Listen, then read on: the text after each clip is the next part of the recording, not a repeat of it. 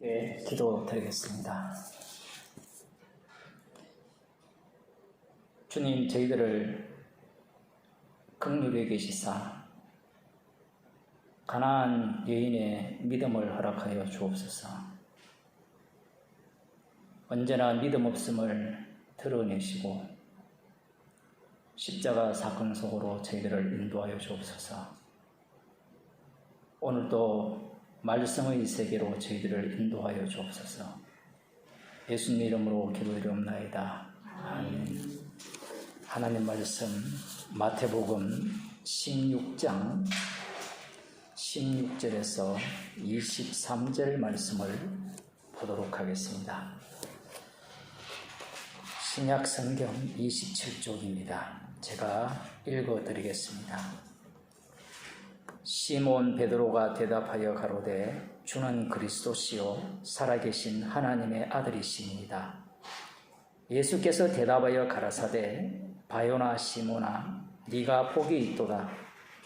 이를 네게 알게 한 이는 혈육이 아니요 하늘에 계신 내 아버지시니라. 또 내가 네게 이르노니 너는 베드로라. 내가 이 반석 위에 내 교회를 세우리니 음보의 권세가 이기지 못하리라.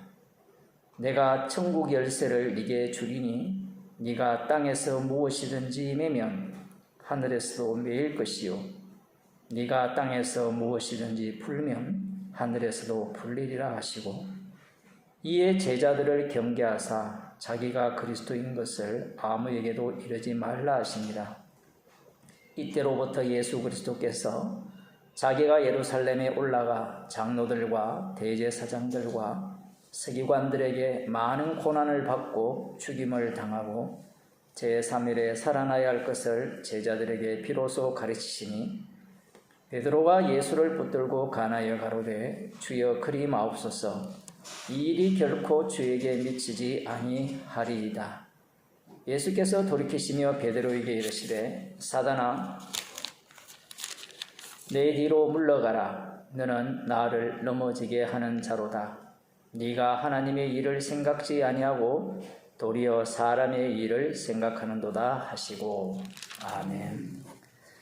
이 본문만큼 교인들, 성도라 불러도 되겠습니다마는 오해하는 본문이 없죠.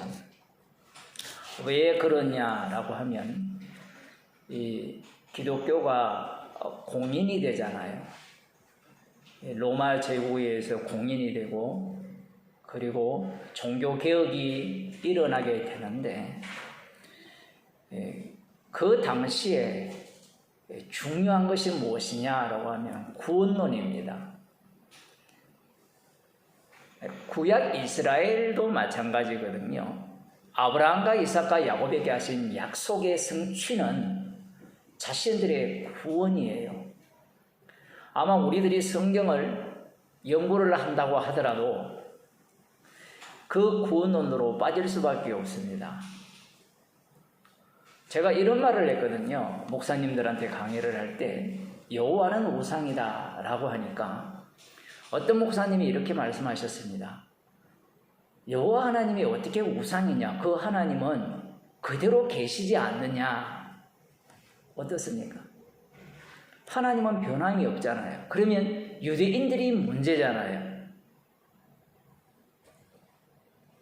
그분이 뭘 모르는가 하면 여호와를 믿어서 천국 갈 인간이 없다는 겁니다. 십자가의 피로 구원을 받거든요. 그러면 우리는 지금 이 말씀을 듣는 우리조차도 여호와는 인간들이 우상을 만들었지 원래 계시는 분은 우상이 아니지 않습니까? 맞아요. 그분이 어떤 일을 이 땅에 펼쳐냅니까? 아버지도 되셔서 아들을 이 땅에 보내시거든요. 그 여호와 하나님 속에 아들이 있어요. 예수 그리스도의 이름 외에는 구원을 얻을 만한 이름을 준 적이 없습니다. 그러면 인간들은 그럼 아브라함은 하나님을 믿어서 구원을 받았습니까? 약속을 믿어서 구원을 받았습니까? 약속이죠. 우리가 구약을 볼 때 착각을 하는 게 그런 부분입니다. 약속은 새 언약을 소개하는 거거든요. 십자가에서 그 약속이 다 이루어진단 말이에요. 그 약속을 믿었기 때문에 구원을 받은 것이지, 하나님을 믿어서 구원 얻는 경우는 없습니다. 그걸 우상이라 이야기를 하거든요.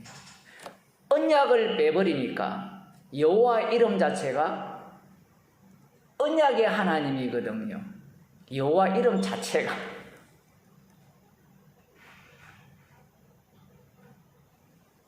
사람들은 자꾸 하나님이 계시다라고 하는데, 그 하나님이란 용어 자체는 요즘 우리가 민수기 22장, 23장을 보면서 이 이방인 발람이 여호와 나의 하나님이라고 고백을 하거든요. 그게 우상입니다. 여호와를 부르는 족속들이 오늘날도 있잖아요. 이슬람도 있고 유대교도 있잖아요. 신약 성경을 걷어내면, 구약을 해석을 하게 되면 남는 게 뭐가 있겠어요? 여호와를 믿으면, 우상 숭배하지 않고 말씀대로 순종하면 구원을 얻는다. 바리새인과 서기관의 신학이 남는 겁니다.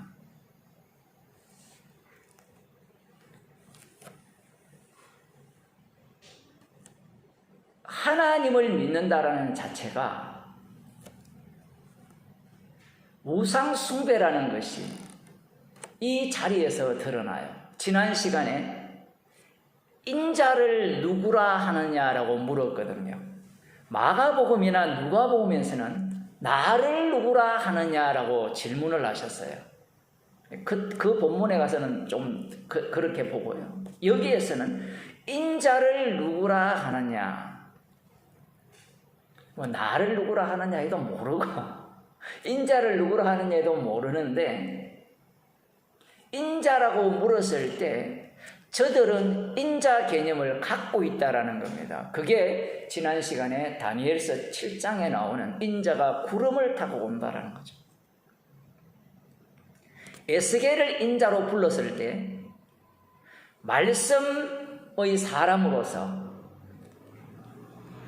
자기 백성과 말씀을 듣는 대상과 함께 고난을 당하고 죽고 부활해서 구원하는 내용은 거기에 나오지 않아요. 그러나 마태복음에 보면 인자를 소개할 때 자기 백성을 위해서 고난을 받는 내용도 나오고, 죽으시고 3일 만에 인자가 요나가 땅속에 3일 3야를 있었던 같이 있어야 하리라는 그러한 말씀들을 동시에 말씀을 하시거든요. 인자를 누구라 하느냐 했을 때 그 많은 사람들은 세례 요한, 엘리야, 에레미야, 선지자들 중에 한 사람, 아직까지 그들의 기대에 미치지 못하는 당신은 우리가 기다린 메시아가 아니라는 겁니다. 판단을 자기가 하는 거예요. 이게 왜 중요하냐라고 할 때는 우리도 이들과 별반 다르지 않아요. 이 말씀이라는 것을 듣게 되면 우리는 정답을 갖게 되잖아요. 정답을 갖게 되는데 살아가면서 그 정답의 예수님이 다가오는 게 아니라는 거죠. 말이 되게 어려워졌는데, 우리는 말씀을 들으면서 아멘을 하는데 그 아멘한 지점에서 다시 새로운 우상을 만들어내는 묘한 창조의 능력이 있어요. 그게 구약 이스라엘입니다. 똑같아요. 성전을 주시면 성전을 우상화 만들고, 에봇을 주시면 에봇을 우상화하고, 다윗왕을 주시면 다윗왕을 우상화해버려요. 아예. 우상의 특징은 나를 위한 거거든요. 그러면 너희들은 나를 누구라 하느냐? 이 제자들이잖아요. 특별히 택함을 받은 자들, 그들은 수준 높은 답변을 할 거라고 우리들은 기대를 하거든요. 시몬 베드로가 났습니다. 제가 지금 미로 설교하고 있습니다. 소를 하지 말라 해서. 베드로가 가로되 당신은, 이 주가 아니라 했죠. 이 헬라어 성경에는 당신은 이렇게 되어 있거든요. 우리가 고급적으로 설명했을 때 뭐 그렇게 해도 돼요. 극존칭으로 써서 당신은 그리스도시요 살아계신 하나님의 아들이십니다. 왜 살아계신이라는 표현을 썼는가 하면 언약의 하나님이기 때문에 그래요. 그리고 당신은이라고 표현한 이유는 기다리던 메시아. 옛날에 우리 그런 말이 있었는데, 기다리던 땡땡땡, 그런 말 아세요 혹시? 우리 세대하고 또 다르죠. 권사님 세대. 기다리던 그 분이 바로 당신이라는 거예요. 그 메시아라는 거예요. 내 마음에 딱 드는 메시아. 그 내 마음에 드는 메시아는 베드로가 개인적 취향을 갖고 있는 메시아가 아니에요. 달리 말하면 베드로는 다른 사람들이 세례 요한, 엘리야, 에레미야 선지자들 중에 한 사람이라는 이 그걸 뛰어넘어서 저들은 그 수준밖에 당신을 이해 못하지만 우리가 당신을 따라다니고 말씀을 듣고 표적을 본 바에 의하면 당신은 정말 우리가 기다리던 메시아라는 거예요. 세례 요한, 엘리야라고 하는 모든 사람들을 베드로 속으로 끌고 오는 겁니다. 물론 달리 표현할 수도 있죠. 예수님께서 비유를 말씀하실 때 너희들에게는 천국의 비밀을 아는 것이 허락되었지만 저들에게는 허락되지 않았다라고 말씀을 하셨잖아요. 아마 그 말씀을 떠올려서 저들은 모르지만 우리는 안다라는 거예요. 우리는 당신이 그리스도라는 겁니다. 기름 부음 받은 자라는 거예요.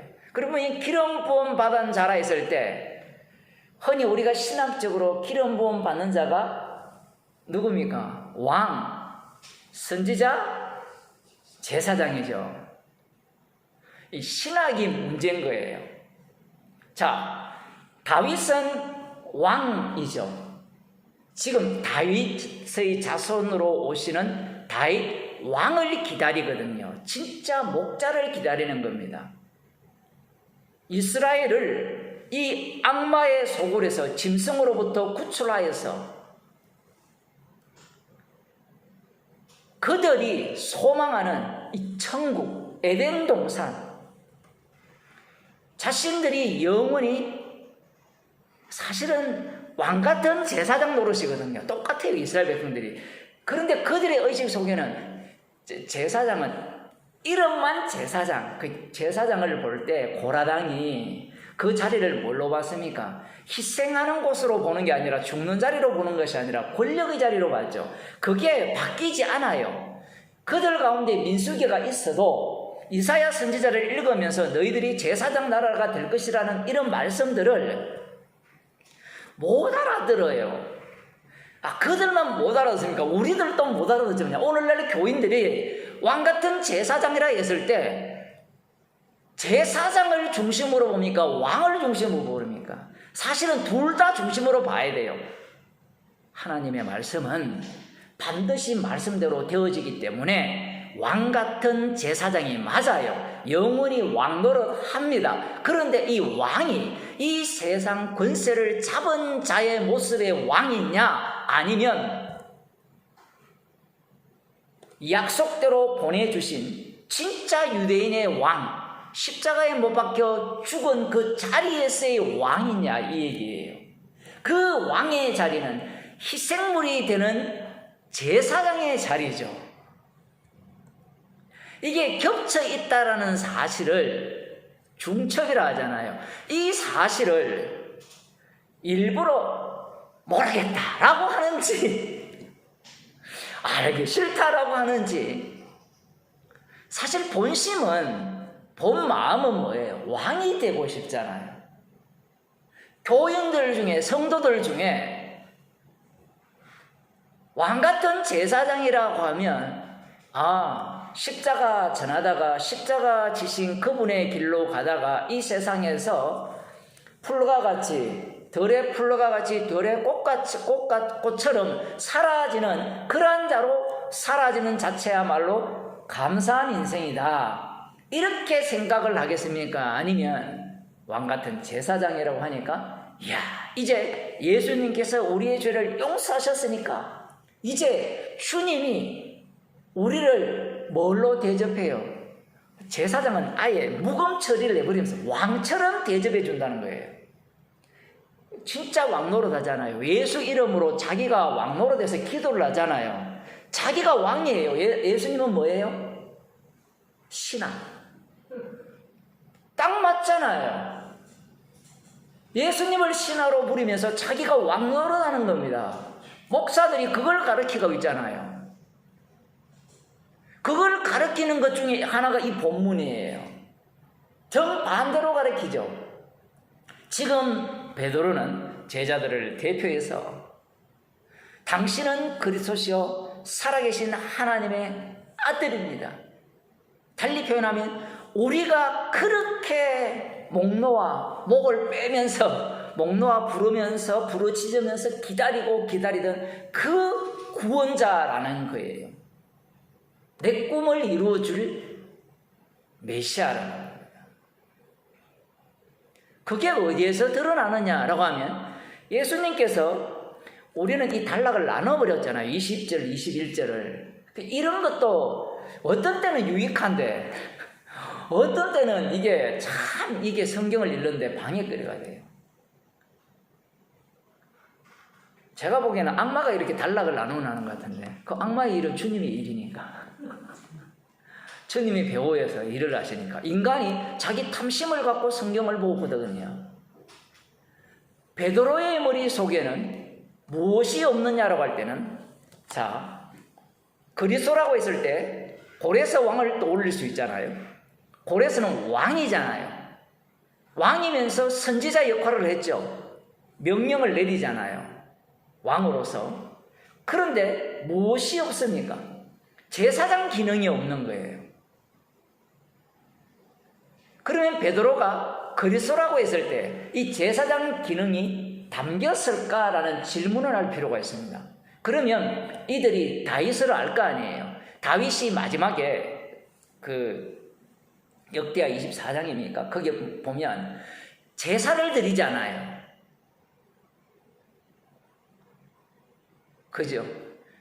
사무엘하가 맞죠? 거기에 보면, 끝에 보면 제사를 드리잖아요. 자기가 범자였을 때. 그럴 때 이 다윗 왕이 대제사장 기능을 하거든요. 그걸 떠올렸을 때 그때 다윗 왕이 죽습니까? 안 죽습니까? 안 죽죠. 제사를 드리잖아요. 그러면 가령 이 베드로가 왕과 선지자와 제사장의 그 기능으로서의 메시아를 기다렸다라고 쳤을 때 예수님의 죽으심을 생각하느냐라는 거예요.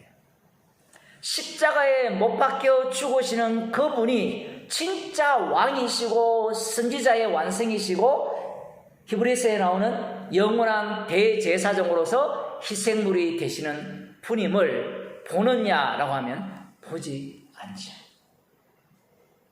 이 말은 이 메시아를 기다리는, 제가 70일을 여러 차례 언급을 했잖아요. 70일의 완성을 기다리는 자들의 하나님의 나라는 십자가가 없어요.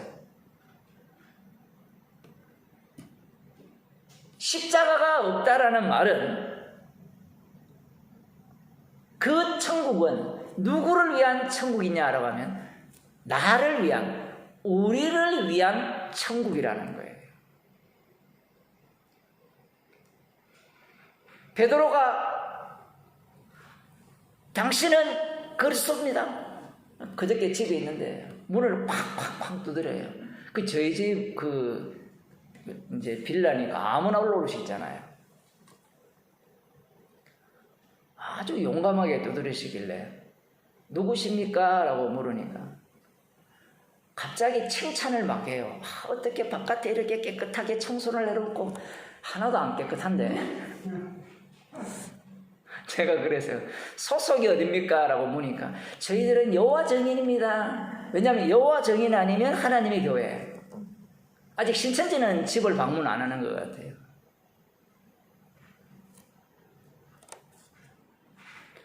그 사람이 이제 요즘은 이제 이 비법을 바꾼 것 같아요. 메모지에 보통 프린트된 성경 구절을 주잖아요. 손으로 시편을 써서 주는 거예요. 제가 몇 편인지 기억이 안 나는데 때가 되면 악인이 없어지리라.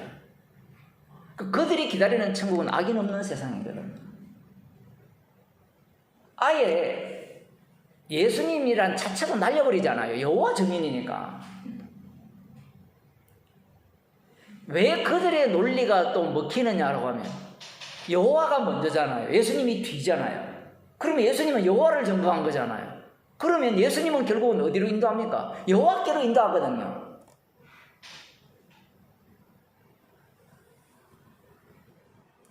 그렇게 가르치는데 사람들이 환호하면서 따르는 무리들도 있어요. 논리가 맞잖아요. 논리가. 할아버지가 먼저입니까? 아들이 먼저입니까? 할아버지가 먼저잖아요. 그러면 하나님이 먼저입니까? 예수님이 먼저입니까? 진짜 어려운 질문이죠. 예수님의 아버지만이 진짜 하나님이에요. 그 아버지가 보내신 분이 진짜 심판주가 돼요. 출발 자체를 하나님으로 둬버리면 반드시 어디로 가게 되는가 하면 여호와께로 가게 돼요. 그래서 교회에서 여호와를 찬양하라 그런 찬양들이 쏟아져 나오는 이유가 뭔가 하면 여호와는 만만하거든요. 왜 만만합니까? 십자가가 없잖아요. 여호와는 나의 능력, 힘, 나를 죽이고 부인하는 게 이미 구약에 다 담겨 있는데 성령이 없으니까 꼭 누구식으로 해석합니까? 발락식으로 성경을 읽는 거예요. 여러분 궁금하지 않았습니까? 그 민수기 22, 23, 24, 25장까지 그 좀 이상한 얘기가 반복되는 이야기, 이걸 왜 이렇게 길게 약속의 땅을 지금 코앞에 두고 요단 동편에 있잖아요. 지금 그 이유가 있는 거예요.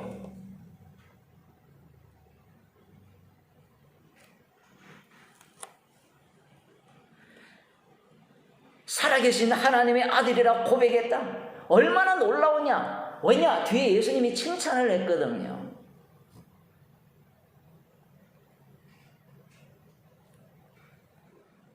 바요나 시모나 네가 복이 있도다. 이를 네게 알게 하니는 혈육이 아니요 하늘에 계신 내 아버지시니라.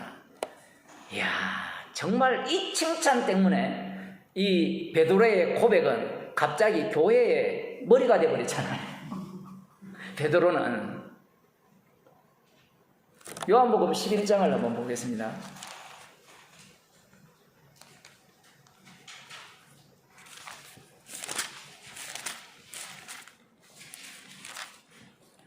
(47절에) 보면 45절에 마리아에게 와서 예수의 하신 일을 본 많은 유대인이 저를 믿었으나, 조문하러 왔다가 이 나사로가 살아나니까 많은 사람들이 예수님을 믿었어요. 그 중에는 이 고발자가 있죠. 항상 교회에도 보면 고발자가 있거든요. 전도사나 부목사 때 설교를 하면 꼭 그 문제되는 구절을 갖고 가서 담임 목사한테 고발하는 고발자가 있는데 그건 변함이 없습니다. 여기도 마찬가지죠. 이에 대제사장들과 바리새인들이 공회를 모으고 가로되 이 사람이 많은 표적을 행하니 우리가 어떻게 하겠느냐. 만일 저를 이대로 두면 모든 사람이 저를 믿을 것이요 그리고 로마인들이 와서 우리 땅과 민족을 빼앗아 가리라 하니. 이 표면적으로 보면 이들은 하나님의 언약에 대해서 전혀 관심이 없는 것 같아요. 그러나 전체 배경으로 보게 되면 이들은 예수님을 메시아로 인정하지 않습니다. 그러면서 메시아를 기다리고 있거든요. 더 중요한 것은 메시아가 시온산에 오게 되어 있단 말입니다. 만일 지금 이들이 로마 군대에 의해서 진멸당하게 된다든가 뿔뿔이 흩어져 버리면 남은 자는 어떻게 되겠습니까? 시온산에 오시는 메시아가 백성을 만든다라고 생각하지 않죠. 사무엘상 8장에 보면 이스라엘 백성들이 왕을 요구하잖아요.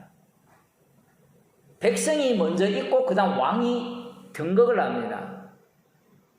그런데 다윗의 경우에는 사울을 버리고 다윗을 왕으로 세워놓고 백성들이 하나 둘씩 만들어지죠. 잡류들이 다윗에게 합류를 합니다. 그러나 그 이후에 계속해서 신약적으로 보면 생성이 돼요. 구약을 읽는 이들은 뭘 모르느냐라고 하면 왕이 오셔서 자기 백성을 만든다라는 사실을 몰라요.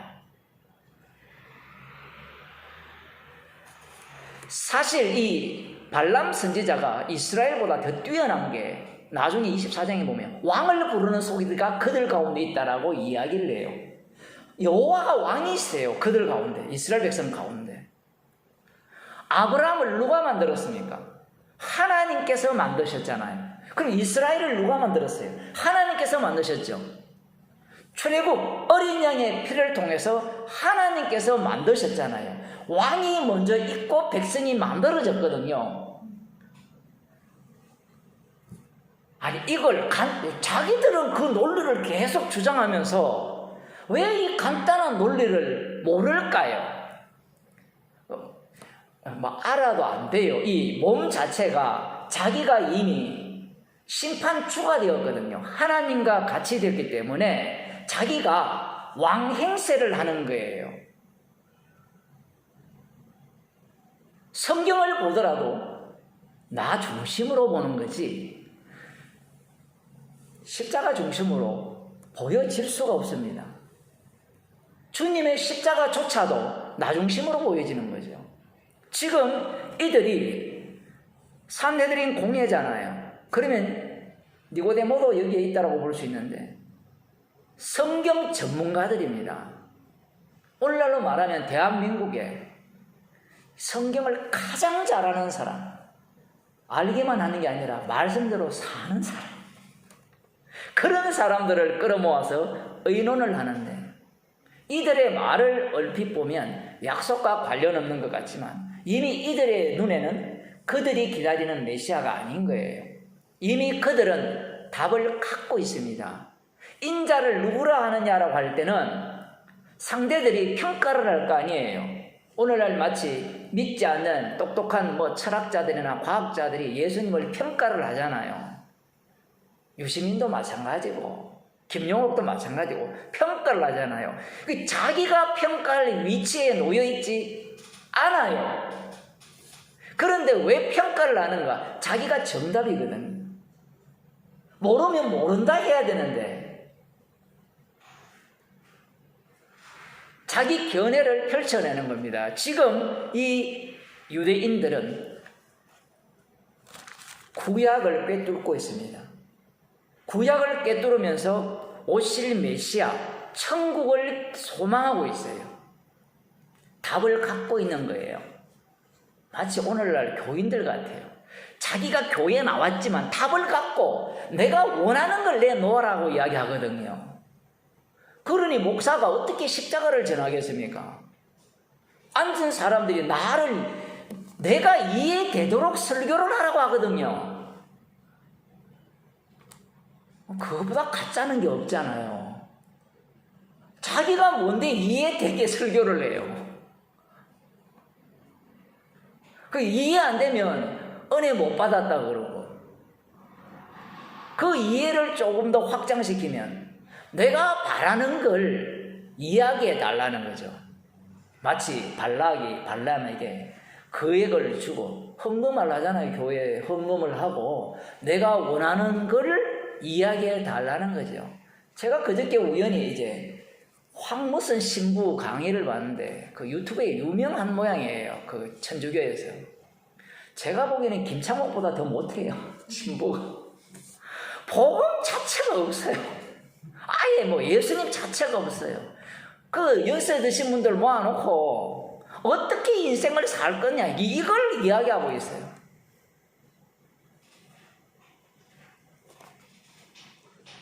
자기들이 이미 평가를 내렸거든요. 예수라는 인물은 지금 살아계시지 않아요. 그리고 중요한 것은 우리를 위한 신이지 예수님 자신을 위한 신이라면 그런 신을 안 믿겠다는 겁니다. 지금 이들이 염려하는 것이 로마인들이 와서 우리 땅과 민족을 빼앗아 가는 것, 이미 장악당해 있잖아요. 물론 분봉왕, 뭐 아니면 총독 이런 개념이 다 있지만 지금 이들이 염려하는 것은 삭슬이에요. 마치 AD 70년에 완전히 예루살렘 성전도 불타고 박살나듯이 그거 염려한다고 없어질 게 그게 안 없어질 게 아닌데 지금 이들이 메시아를 기다리기 때문에 그래요. 물론 개인적으로는 질투가 있겠죠. 예수님 믿는 사람들이 많이 생기니까 거기에 대한 질투가 있지만 조금 더 이들의 이 수준을 높게 본다면 천국에 대한 소망이 있기 때문에 그래요. 그 중에 한 사람이 그의 대제사장인 가야바가 저희에게 말하되 너희가 아무것도 알지 못하는도다. 한 사람이 백성을 위하여 죽어서 온 민족이 망하지 않게 되는 것이 너희에게 유익한 줄을 생각지 아니하는도다 하였으니, 요 말만 하고 뒤에 51절에 이 말은 스스로 함이 아니요 그 해의 대제사장이므로 예수께서 그 민족을 위하시고 또 그 민족만 위할 뿐 아니라 흩어진 하나님의 자녀를 모아 하나가 되게 하기 위하여 죽으실 것을 미리 말함이니라. 이 한 대제사장 가야바가 예수를 죽여서 온 민족을 살리자라는 의견을 이야기를 했잖아요. 이 말이 가야바의 말입니까? 하나님께서 그 입에 하나님의 말씀을 넣어주신 거예요.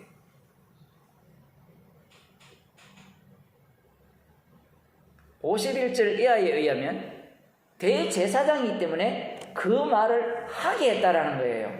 맞죠? 그 말을 하게 했지만 그 말은 누가 했어요? 가야바가 했어요. 중첩이 되어 있어요.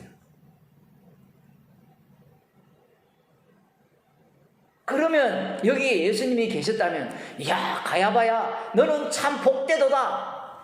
이를 알게 한 이는 하늘에 계신 내 아버지시니라. 가능합니까? 하지 않습니까? 이 말 속에는 뭐도 들어가요? 대제사장 가야바도 긍휼의 그릇으로 얼마든지 사용당할 수 있잖아요.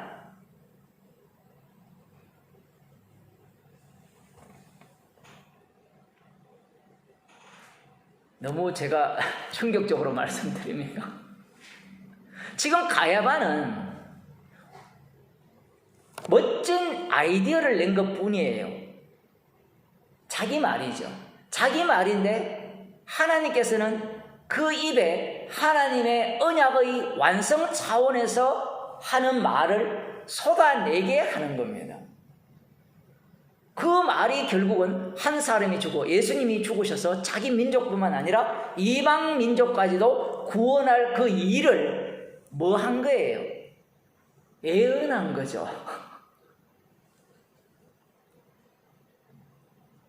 그러면 우리는 이 가야바를 칭찬해야 됩니까? 그러면 부정해야 됩니까?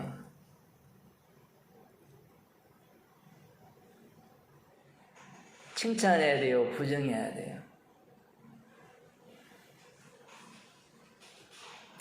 요즘 우리가 민수기 22장, 23장을 보잖아요. 발람의 입에 하나님께서 말씀을 주셨잖아요. 그러면 발람이 자기도 이스라엘 백성과 함께 죽기를 원한다. 그 의인의 죽음에 참여하기를 원한다라고 이야기를 하잖아요. 그걸 보면서 발람을 칭찬해야 돼요? 칭찬하지 않아야 돼요? 우리는 결론을 알고 있잖아요. 결론을 알고 있고, 발람은 결론을 몰라도 발람의 마음은 처음부터 끝까지 뭐예요? 뭐니 해도 뭐니예요. 자기는 그 말 하기 싫은데 하나님께서 말씀을 주시니까 우회전을 해야 되는데 이게 자율주행이 돼가지고 자회전으로 가는 거예요, 지금. 그게 사람들이 안 보이는 겁니다. 그걸 바꾸면 이스라엘 백성들을 보게 되면 이스라엘 백성들은 우회전하고 싶거든요. 그런데 하나님께서는 그들을 채찍으로 때리면서 완전 당나귀 죽여버리잖아요. 죽여가면서도 좌회전을 시키잖아요. 그럼 이스라엘 백성들은 약속의 땅에 갈 마음이 있어요, 없어요? 없어요. 자기들은 자신들의 행복뿐입니다. 그러면 이스라엘 백성들은 축복받은 백성입니까? 아닙니까? 축복받은 백성이라는 거예요.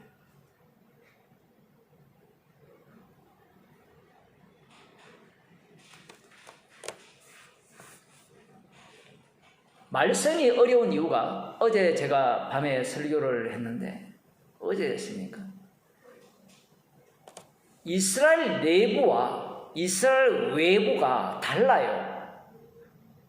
너를 축복하는 자에게 축복을, 너를 저주하는 자에게 저주를 이라는 그 말씀을 내렸을 때는 그 말씀은 반드시 그 말씀대로 실행이 돼요. 그런데 놀랍게도 그 말씀을 담은 이스라엘은 저주만 쏟아지죠. 아니, 출애굽한 이스라엘 백성들이 다 진멸당하잖아요. 20세 이상. 이 모습 자체가 외부에서 볼 때는 축복하는 자에게 축복, 복의 근원이에요.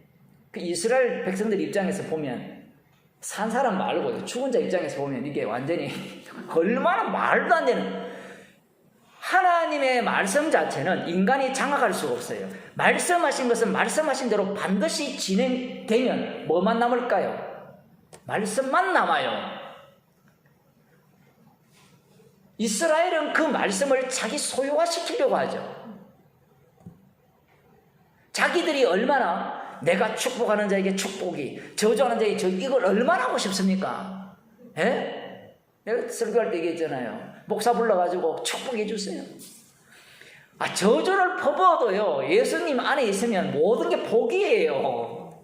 그런데 인간들은 주님을 안 믿잖아요. 안 믿으니까 누구를 믿어요? 우상을 믿으니까 목사라는 사람을 불러가지고 복을 빌어주면, 이야, 복을 내려주는구나. 저주를 내리면 저주를 내리구나. 이 복과 저주 분간도 안 돼요. 예수 믿는 사람 치고 이거 분간하는 사람 거의 못 봤어요. 지금 이 가야바가 대제사장으로서 보세요. 이 연구를 하면 전부 이 당시에 돈 주고 샀거든요. 대제사장직을. 돈이 되잖아요. 11조가 들어오는데 오늘날 목사를 돈 주고 사잖아요. 그런 거는 다 아셔야 돼요. 심지어는 돈 안 줘도 목사 안수해 주는데 돈 주고 돈 받고 목사 안수 주거든요.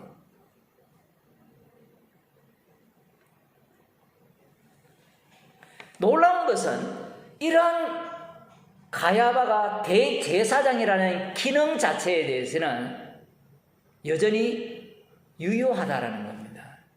이런 것들이 말씀이 정말 어려운 거예요. 우리 같으면 이런 엉터리 대제사장이 있다면 이 사람 입에서 나오는 어떠한 것도 말씀의 성취와는 관련이 없어야 된다고 생각을 하잖아요. 헤롯 성전도 마찬가지죠. 헤롯 이 사람은 에돔 사람인데 자기가 유대인들의 마음을 얻기 위해서 어마어마한 성전, 완전히 에스겔 성전 같은 성전을 건립하고 있었거든요. 그런데 예수님이 이거 성전 아니야 이렇게 했습니까? 아니죠. 성전으로 인정하면서 내 아버지 집을 장사하는 집으로 만들지 말라, 이렇게 말씀을 하신 거예요.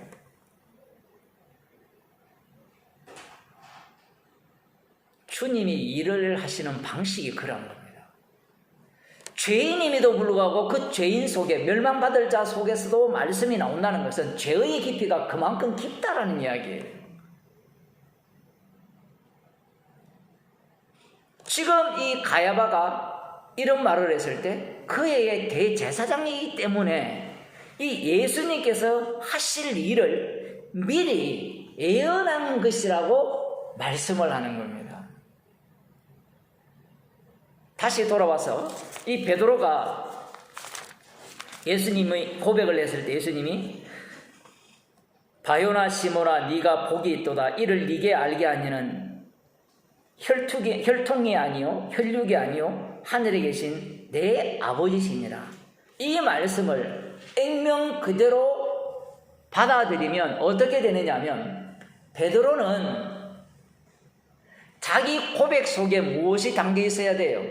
십자가 지신 예수님만이 참 주가 되시고 그리스도가 되시고 하나님의 아들 되심이 담겨 있어야 돼요. 그런데 담겨 있지 않아요. 맞잖아요. 담겨 있다면 예루살렘에 올라가서 대제사장과 서기관들에게, 장로들에게 고난을 받고 죽고 3일 만에 부활할 것을 말씀을 하신다면 환영을 해야 되잖아요. 분명히 예수님은 칭찬을 했어요. 이 말씀과 마태복음 13장으로 가서 보겠습니다.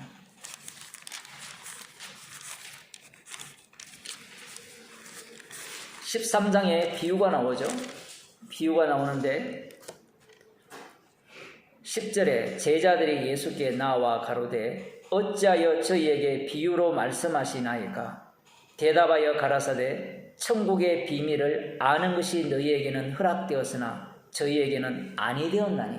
너희에게는 허락되었지만 저희에게는 아니 되었다라고 했잖아요. 그러면 제자들은 알아요, 몰라요? 모르는데 안다라고 하죠. 허락되었다라고 하죠. 그러면 예수님의 말씀은 허락되었다라는 상황 속에서 주시는 말씀이 되는 거예요. 제자들은 영문도 모릅니다. 자신들도 소경이거든요. 그런데 어떻게 허락되었느냐라고 했을 때는 예수님이 그들과 동행하기 때문에 그래요. 물론 가룟 유다는 아니에요. 그건 나중에 드러나는 부분이고 지금은 가룟 유다 이야기가 안 나오거든요. 가룟 유다가 가라지라는 사실을 누가 알 수 있습니까? 예수님만이, 주님만이 알아요.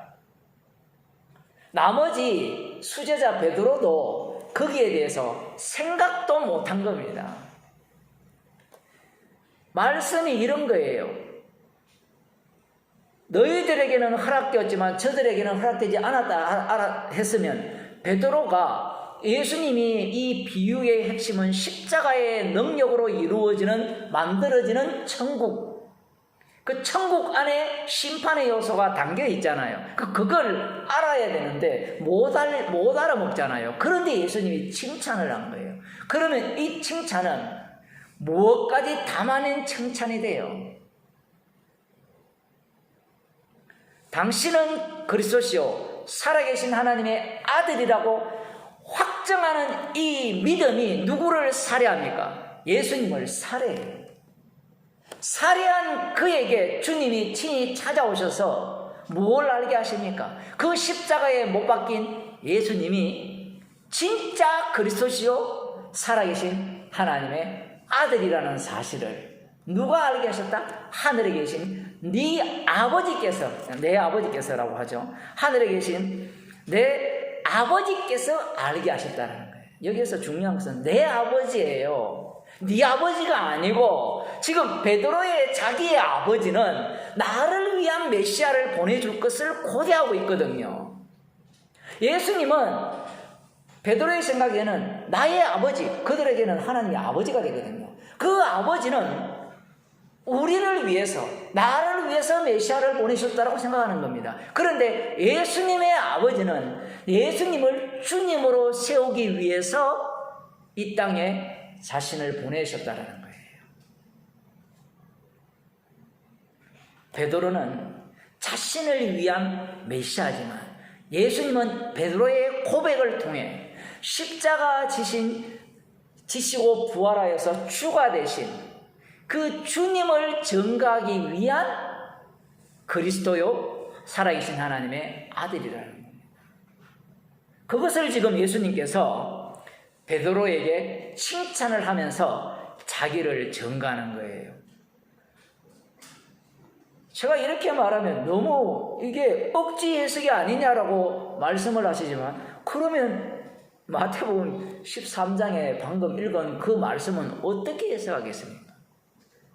제자들 수준이나 마귀 수준이나 지금까지 보면 똑같거든요. 가룟 유다를 보세요. 왜 예수님을 팔아먹습니까? 자신에게 권력과 세상 권세와 영광을 준다면 예수님을 팔겠습니까? 팔지 않죠. 십자가 피복음이 여러분에게 건강을 주고 행복을 주고 부유함을 가져다 준다면 버리지 않습니다. 참죠. 참아야 하느니라. 참으면서 그걸 얻으려고 하는데, 십자가 복음은 그 복음 속으로 우리를 끌고 가요. 십자가 사건 현장 속으로 우리를 끌고 간단 말입니다. 끌고 가면 나라는 것이 날마다 부정이 되잖아요. 부인이 된단 말이에요. 인간은 본능적으로 선악과를 먹었기 때문에 자기를 인정하고 싶어 하거든요. 자기를 긍정하고 싶어 하고. 어떤 책을 보니까 이런 이야기를 하더라고요. 심플한 삶, 이렇게 해서 다 버려라는 거예요. 자기를 위해서 좀 버려라는 겁니다. 근데 책을 읽어보면요, 앨범도 버려라 이렇게 이야기를 하는데, 앨범을 보면서 슬펐던 기억밖에 안 하는 것 같아요. 그 작가는. 제가 볼 때는 정신병자예요. 아니, 살아온 생애가 얼마나 감사함이 넘칩니까? 그 십자가가 없어서 그래요. 사도 바울이 주님을 핍박하는 그 핍박의 과정 자체가 감사의 과정이에요. 자기가 자신의 중심을 차지해야 되는 겁니다. 주님을 위해서 내가 모든 것을 버리겠다라고 할 때, 뭘 위해서 버리깁니까? 뭘 위해서? 내가 원하는 행복과 답을 주는 당신이기 때문에 버리겠다는 거죠. 그 거래잖아요, 거래. 지금 제자들이 왜 예수님을 꼭 붙들고 따라다니겠습니까? 자기들이 기다리는 메시아라고. 예수님이 이렇게 칭찬을 하니까 베드로가 얼마나 신이 났겠습니까? 제자들이. 이 성령을 받기 전에는 신이 나겠죠. 뭐가 뭔지 하나도 모르는데 저들은 다 안다 생각해요. 꼭 우리 같죠. 성령의 인도하심과 우리의 지식은 항상 충돌이 일어나거든요. 우리는 말씀을 배우면 요렇게 될 거야 그렇게 되지만, 성령께서는 십자가 사건의 현장 속으로 우리를 몰아가죠. 그 하나 알았다 들었다라는 것이 아무 소용없는 현장으로 몰고 가요.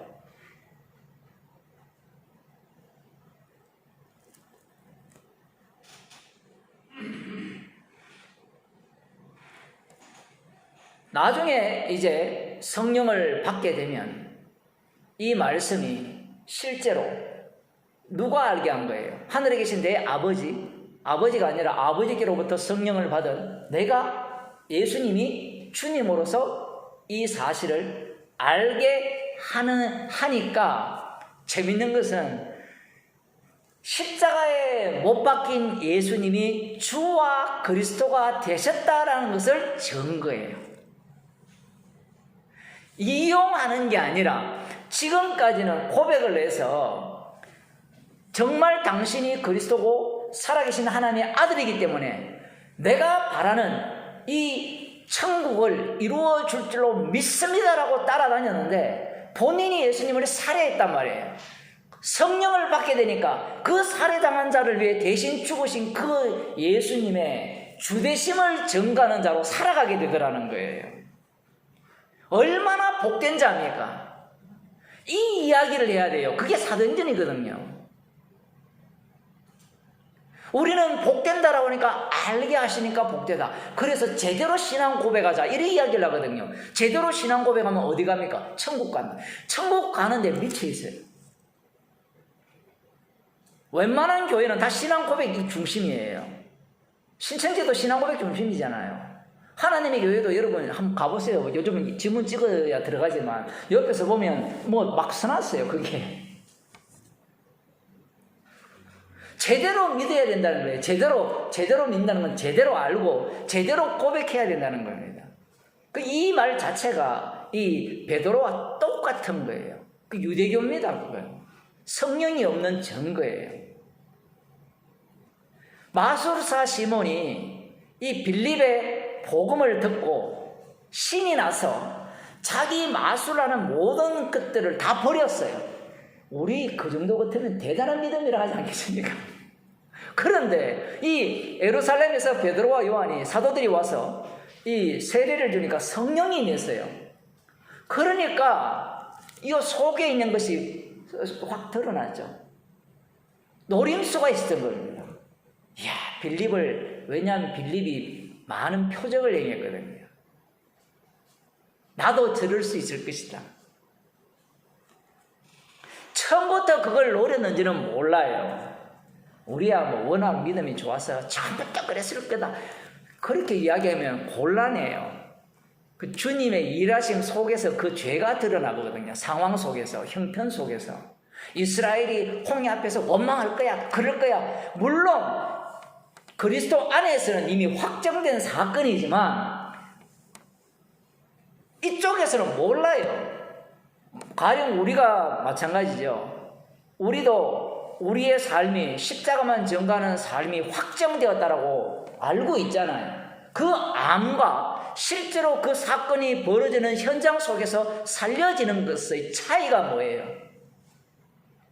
아는 것에서는 죄가 안 나와요.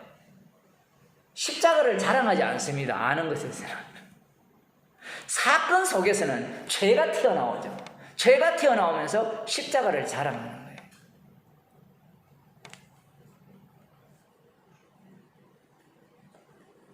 육에 속한 자들은 예수님의 말씀을 니고데모가 예수님의 말씀을 듣는 것처럼 알아듣는 겁니다. 그 베드로도 오해를 하는 거예요. 그러니 예수님의 이 칭찬에 대해서 자기가 지금 어떤 일을 닥칠지를 모르는 거예요. 주님께서 성령을 주심으로 말미암아 이 고백 속으로 베드로를 집어넣습니다. 그게 복된 자입니다. 기도하시겠습니다.